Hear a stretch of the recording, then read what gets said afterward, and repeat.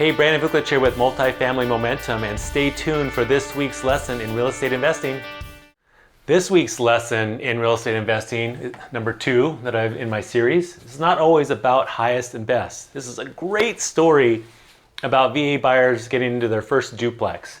So it took patience and perseverance, which actually paid off for them. We saw a lot of properties, we analyzed a lot of deals, we made a few offers on places. We finally won. They were VA buyers, so in this particular situation, right, VA buyers are owner occupied as well, so those two things. And then the seller's mindset. This particular seller was a great, nice lady. We actually met her, which is kind of rare to meet the sellers. But she was a veteran herself. She loved that my clients were VA. She loved that my clients were actually going to live in one side of the duplex.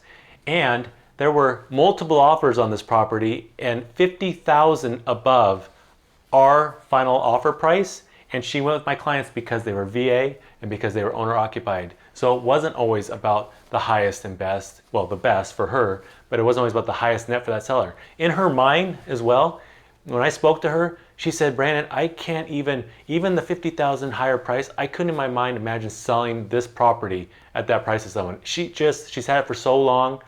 In her mind, it wasn't in line with the market, and she couldn't sleep at night, in her opinion, selling that property at $50,000 higher than what my clients were going to pay for it. So that was pretty interesting. That very unique and unusual and refreshing, actually, because a lot of sellers are always about the highest, right? They want the highest net, and I don't blame them in their pocket.